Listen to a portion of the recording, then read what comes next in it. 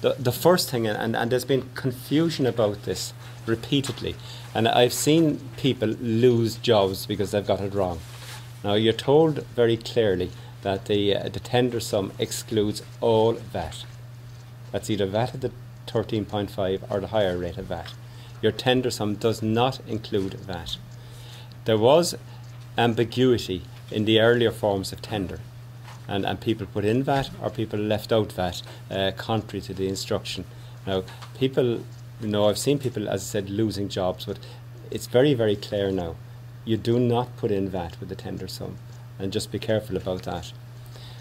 The second thing that's pointed out to you in the form of tender is that the tender sum, which becomes the contract sum that you submit, can only be changed in accordance with the contract.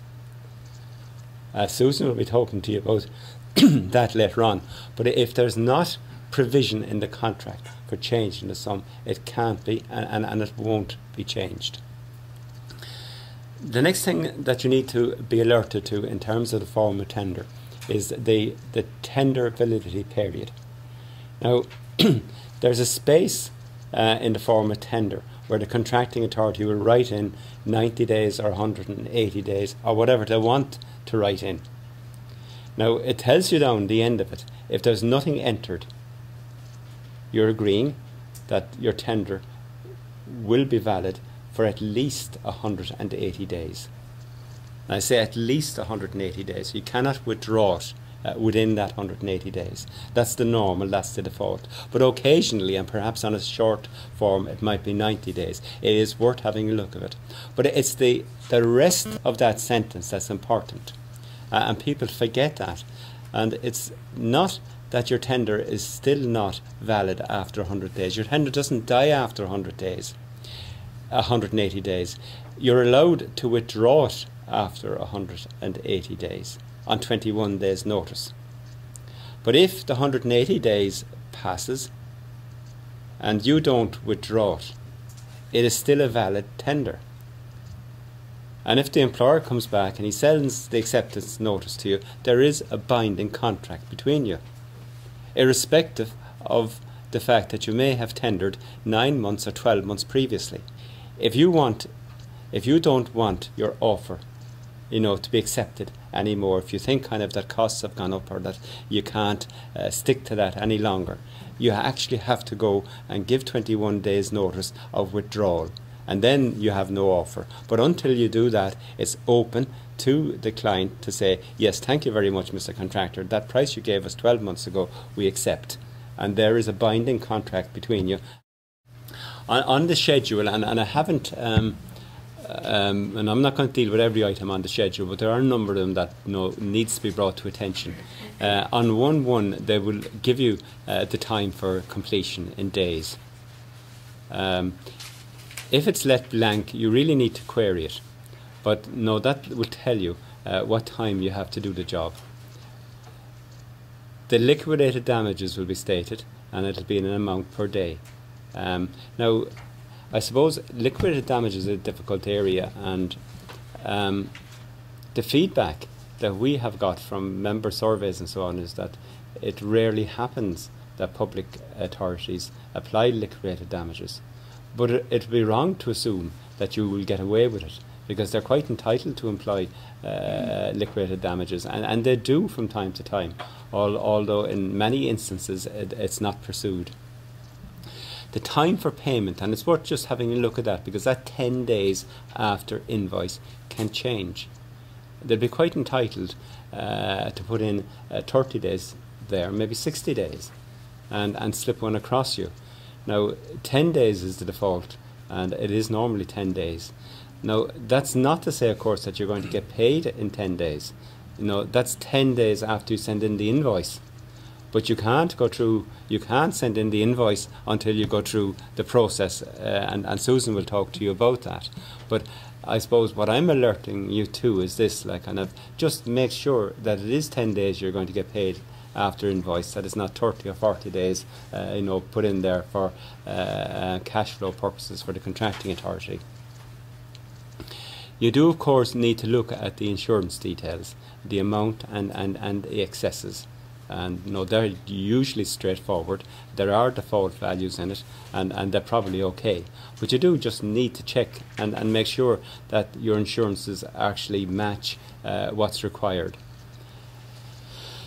The 12.3, there's a percentage of the price that's payable to you on termination. It's unlikely that you'll ever benefit from that, but it's worth just bringing to your attention.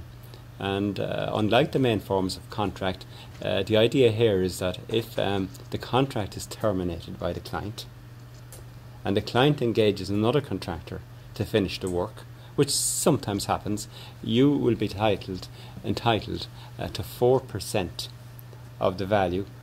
And the other thing that you need to note then as well too is whether you're required to provide the services of the PSCS. That's indicated. It's normally yes, but it may not be, and you need to be aware of whether you're going to have to do that or not. Now, the other document, and it's one that's often missed out, is the instructions to tenderers. And anybody bidding any job, I suppose, really, but the short form as much as anyone else must be familiar with the instruction to tenderers. And you must make sure, if you like, that you comply with all of those instructions.